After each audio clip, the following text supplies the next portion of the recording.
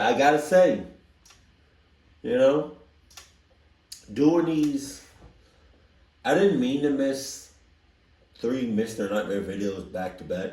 That's crazy. But YouTube doesn't, it's like, I don't know why, I just didn't get the notifications. Even though I'm subscribed and I got post notifications on, I still didn't get any notifications. That's crazy. But it is kind of nice reacting to 3 Mr. Nightmares back to back. That is nice. I didn't want to do that, but that's what happened. Suck, dog.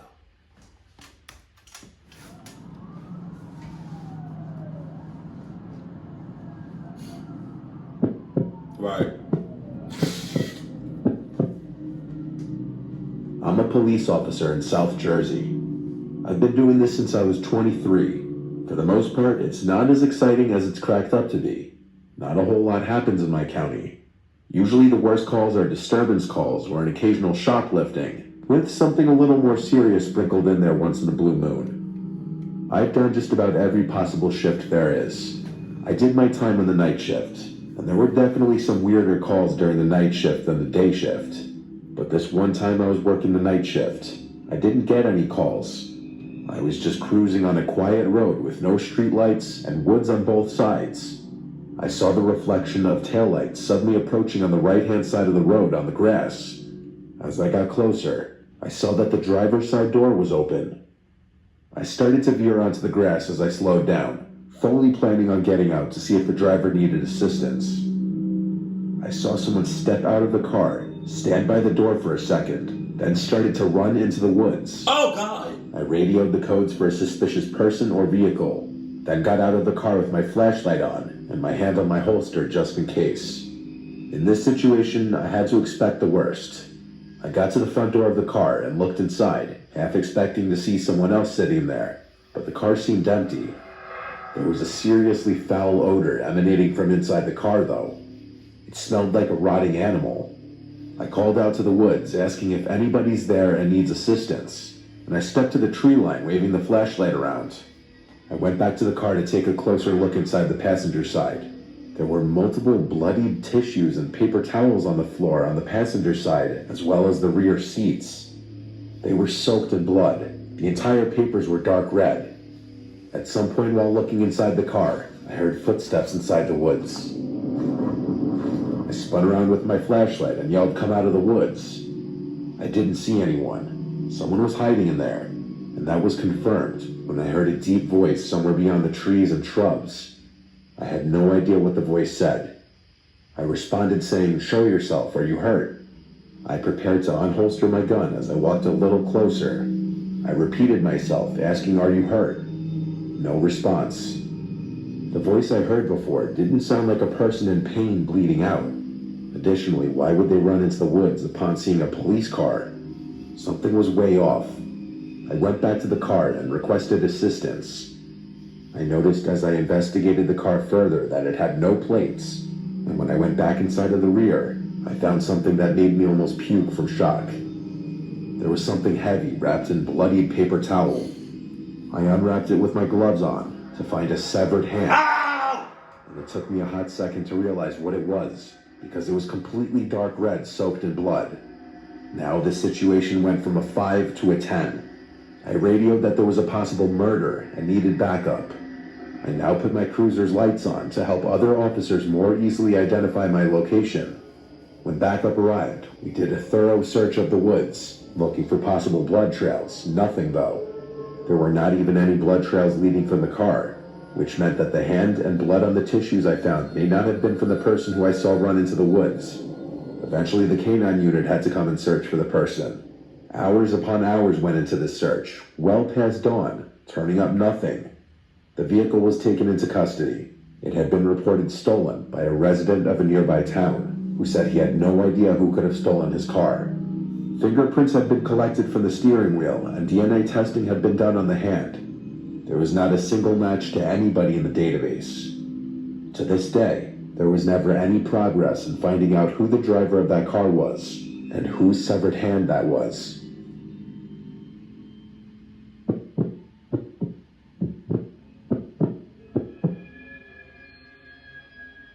My partner and I are assigned to a unit in the sheriff's department that handles tethers, or ankle monitors.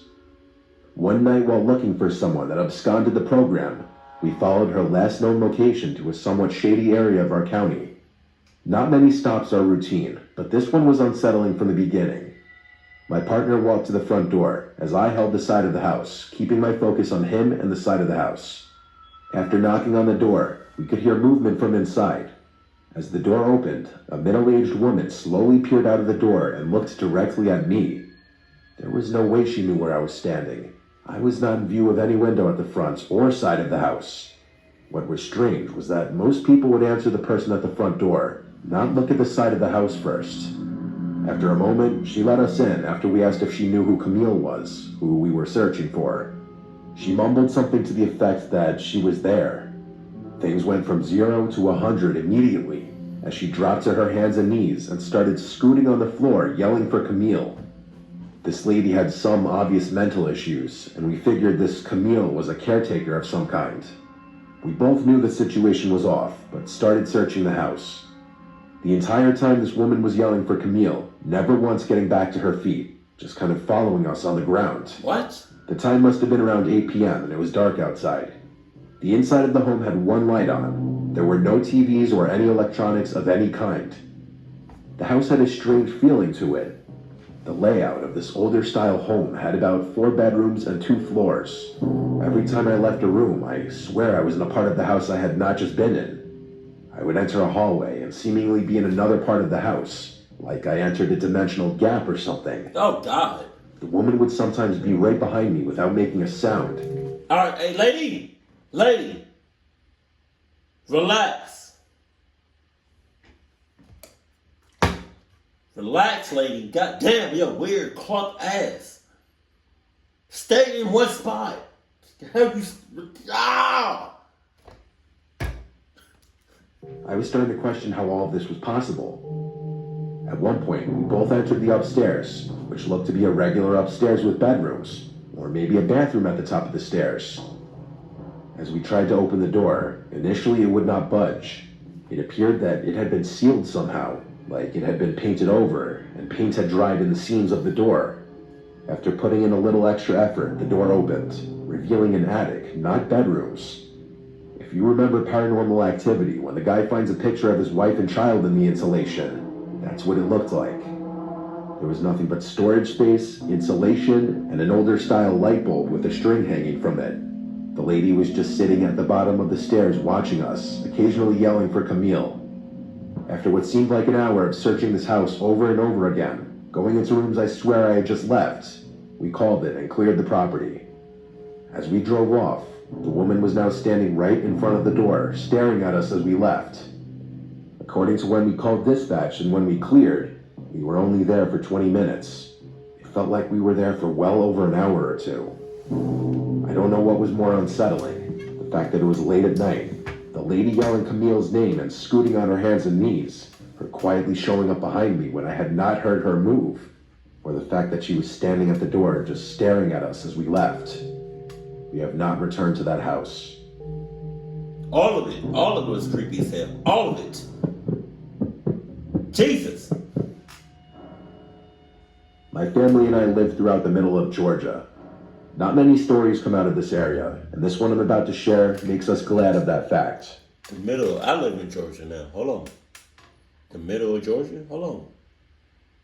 Just give me like a general, like,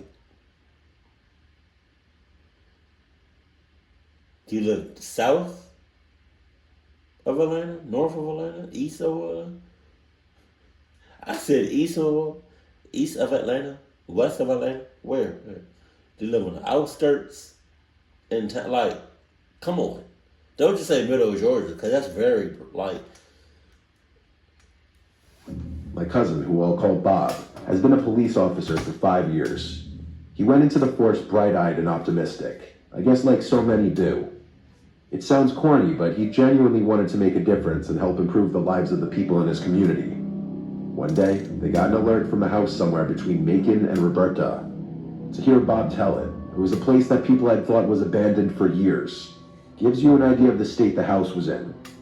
Anyway, when they arrived, An older gentleman was sitting on the steps outside the front door with his hand in his pockets.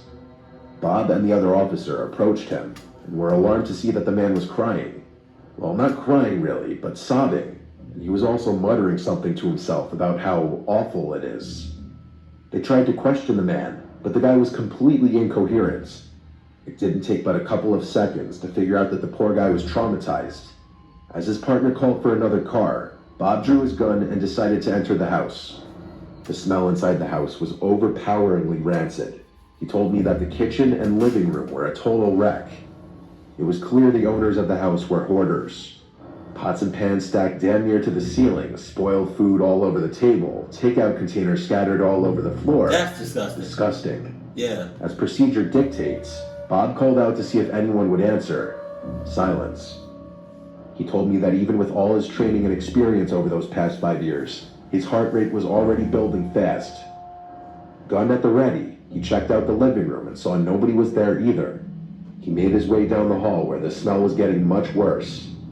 Just as I would have locked up the dude that was like sitting outside the house sobbing. I would have been like, I would have saw him enter the house, saw all of this hoarder shit, this horrific smell that smells worse than dead bodies that's been rotting for 10 years. I would have came back out, said to the guy, and was like, you live here? Hey, snap out of this shit. Snap out of it. Do you live here? Yeah? No? What? You visit sometimes? Alright, you getting 25 to life. I'm locking you up. Why? Because nobody in a right mind would come here, let alone live here. Looking like this, smelling like this. it all became too much, he covered his mouth and nose and opened the door to what he suspected was the bedroom. In the bed were 2 corpses, gray-skinned and covered with flies. Despite his churning stomach, Bob decided to go in for a closer look, a decision he said he's regretted since. One of the corpses was male, the other female. The skin on their faces was already starting to fall off. Oh! The flies were flying in and out of their mouths. Ow! Some were landing and sitting on their eyeballs. As Bob inspected the female's corpse, he was horrified to find that she was holding an even smaller dead body, an infant. It wasn't until a large cockroach crawled out of the dead infant's mouth that Bob ran up.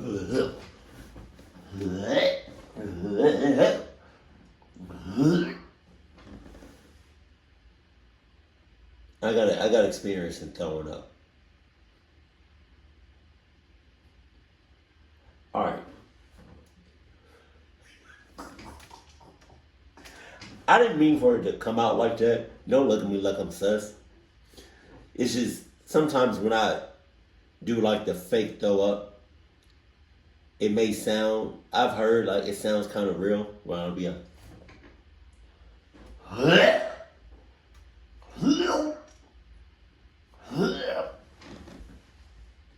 That's crazy. Hey, if you ever see a fly on your food and you just do this and it flies away and you think everything's fine, it's not fine. Look up a video of what happens when a fly lands on your food for like a second. That's disgusting. Inside the house, doubled over, and threw up his lunch all over the steps the man had been sitting on. When the other cars finally arrived, they were able to do a more thorough inspection. The older man that Bob and his partner had met when they first arrived was a former co-worker and friend of the dead man. They'd worked together at a peach packing company. The man hadn't showed up for over a week, and he'd gone to their house to see if he was okay. The poor man had been the first to see that horrible sight in the bedroom. The story that they put together was that the wife and husband had at some point become addicted to opioids. What? After some kind of operation a year or so before, they had started abusing painkillers together. What's and the addiction grew and grew until they started shooting up and snorting heroin. Oh my God! Their daughter, who wasn't more than a couple years old, had died of neglect. When the husband and wife discovered their baby's corpse, they finally broke completely and decided to end themselves. The coroner found enough heroin in both their bodies to kill them twice over. Bob's still on the force, but he started drinking a little too much after that. He's been going to therapy, and he's since managed to get his drinking under control. But almost every time we talk, he says that he still has nightmares about that poor child's corpse. And in his nightmares, the baby's still crying.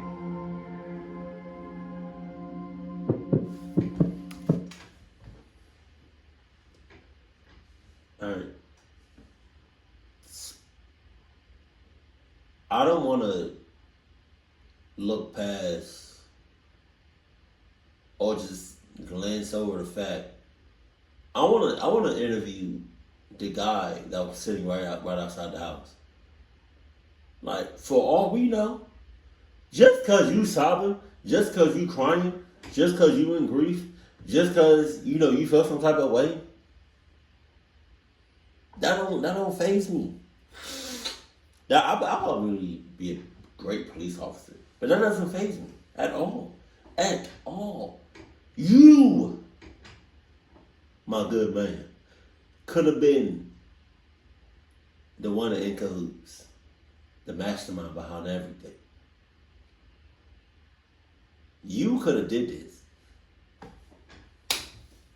Just saying. That's disgusting. That's gross. Thank you for anybody said bless you. Simmons. I know it's Simmons. I'm gonna leave it at that. I once responded to a call of a possible breaking and entering. A young woman living alone called in fear, saying that she came home to find a broken window downstairs, but nothing seemed to be stolen and she couldn't find anyone inside. But then when she went upstairs to bed, she thought she could hear footsteps moving around downstairs. Her call disconnected shortly after she said that, and the woman wouldn't pick up to any of the attempted callbacks. I took the call and arrived to the little house. I went to knock on the front door, and after a minute, I gave it another set of knocks and pressed the doorbell. After another minute, I tried one more time, this time banging really loudly and ringing the bell again. When there was no answer this time, I decided to inspect the house. I walked around the house, and I found the busted window. It was a window big enough to crawl through with ease. I stuck my head into the dark house and yelled, I didn't know what that was. The way he edited this video, put in these transitions, I didn't know what the hell this was. Oh, God. I stuck my head into the dark house and yelled, "It's the police." It was silent. I radioed to dispatch that the house seemed silent. More officers were en route, but I didn't feel right waiting around in case there was someone truly in danger in the house.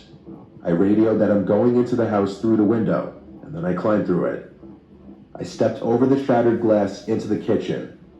I drew my gun and started walking through the kitchen, hearing the glass crunching below my boots. I shouted into the house to make my presence as a police officer known to anyone who was inside. I didn't hear any footsteps, so I went upstairs, as the woman on the phone told dispatch that she heard footsteps downstairs, so that would mean her bedroom was upstairs. I wasn't trying to be too quiet as I went up the stairs, but I also wasn't stomping around. I didn't know what to expect, if someone with a weapon was in the house, or if the woman was just alone in bed. I said, "Ma'am, it's a police officer. Are you here?"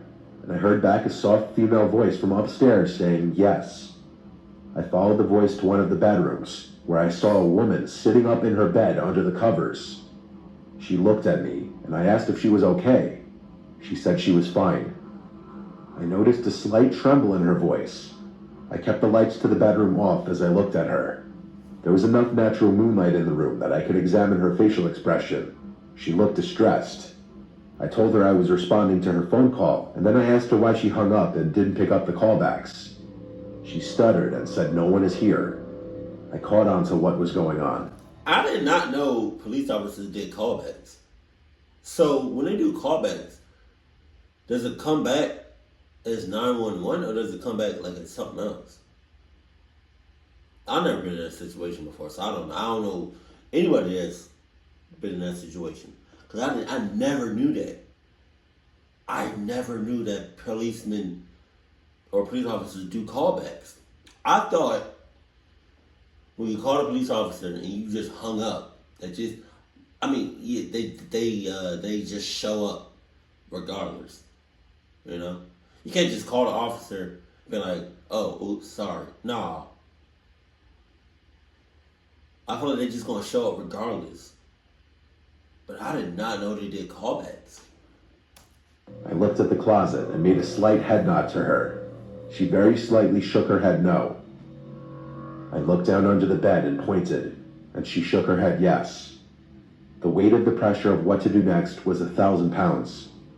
The best idea I came up with on the spot was telling her, "All right, ma'am, I just need you to sign this report form stating that I was here and there was nothing unusual." She said okay and got up from the bed and came over to me. And when she was close enough, I pushed her out of the room and then drew my gun and yelled, "Come out from under the bed." I was still shook when I saw a dark figure actually slowly coming out from under the bed. I said, "Hands first and drop any weapons."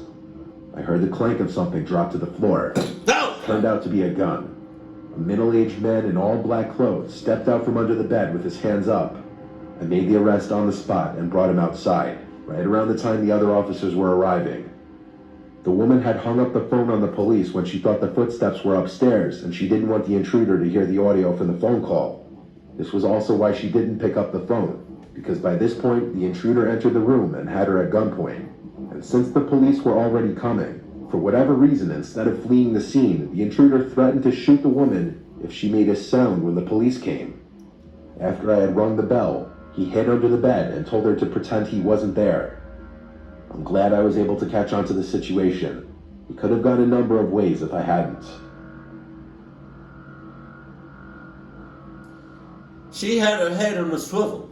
Again, that's my second time using that phrase. I give, like I said this before, I'll say it again. Life moves pretty fast. If you don't stop and look around every once in a while, you can miss it. I love that quote. But police officers, I don't know if I can be that. I don't know if I can do that. Because just like with any job, you have to know what you're getting yourself into, especially if you put in your life on the line. Because as a police officer, you're putting your life on the line. You're risking your life every single day. Every day. And you just have to have to accept the fact that, you're more likely, I think, to get injured, hospitalized, or die, or get shot at, or get hurt, anything, every day. Every day. And also, I give all my, all my chicken sandwiches, my busting ass chicken sandwiches, to all the officers out there, because they be seeing shit, hearing shit that we don't see on a regular basis. Because I promise you, I almost guarantee you that I will never ever see in real life the real deal of a hoarder's house and 2 dead corpses, or really 3,